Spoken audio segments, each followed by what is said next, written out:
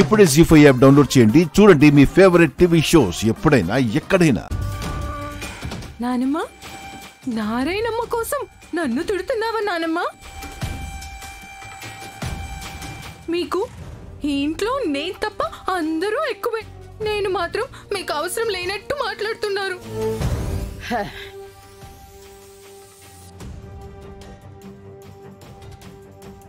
నారాయణమ్మ, నన్ను మా వాళ్ళకి అప్పగించడానికి వచ్చావు, అప్పగించావు.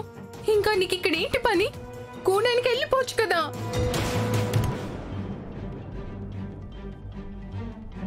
మా జాబిల్లి ఏంటమ్మా అలా మాట్లాడుతున్నావు? అసలు నారాయణమ్మే లేకుంటే అసలు నీ జాడ మాకు తెలుసుండేదా? నువ్వు మాకు కలిసి ఉండేదానివా? ఎన్నో ఏళ్ల కలని నెరవేర్చింది నారాయణమ్మ. నిన్ను మాకు అప్పగించిన ఆనందంతో, ఉన్నమిని మాకు దత్తత ఇచ్చిన కృతజ్ఞతతో నారాయణమ్మని మేమే ఇక్కడ ఉండమని చెప్పాం.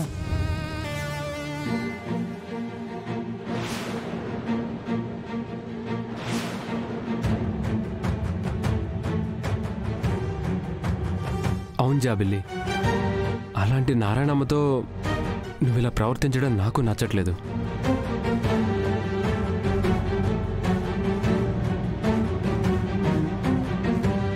అసలు మా జాబిల్లి ఎలా ఉంటుందో అని ఎన్నో కలలు కన్నాను, కానీ నువ్వలా లేవు జాబిల్లి.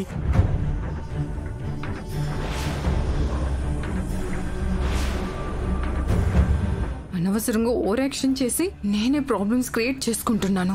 రాజవంశ వారసురాలంటే రాజసం, ధర్మం, క్షమించే గుణం, అందరినీ ఒకేలా ప్రేమించే గుణం ఉండాలి. కానీ అవన్నీ నీలో అసలు ఏమీ కనిపించట్లేదు.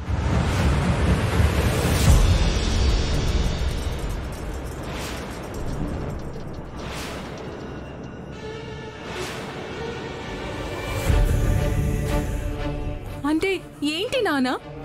నేను మీ కూతుర్ని కాదంటున్నారా? ఈ రాజవంశానికి వారసురాల్ని కాదంటున్నారా? నాది మీ రక్తం కాదంటున్నారా? అలా అని ఎవరు అనడం లేదు జాబిల్లి. రాజవంశ వారసురాలు ఎలా ఉండాలో పున్నమిని చూసి నేర్చుకో.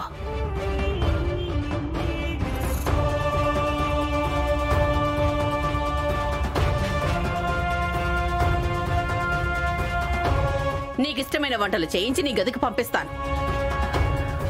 నారాయణమ్మకి క్షమాపణలు చెప్పు. అవును, నారాయణమ్మకి క్షమాపణ చెప్పు.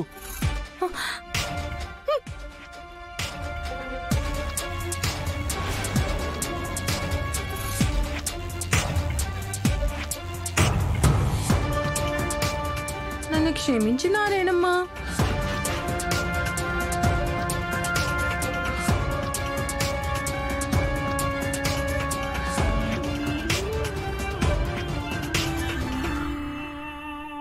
జీ5 యాప్ డౌన్లోడ్ చేసి అన్ని ఎపిసోడ్స్ పూర్తి ఉచితంగా చూడండి.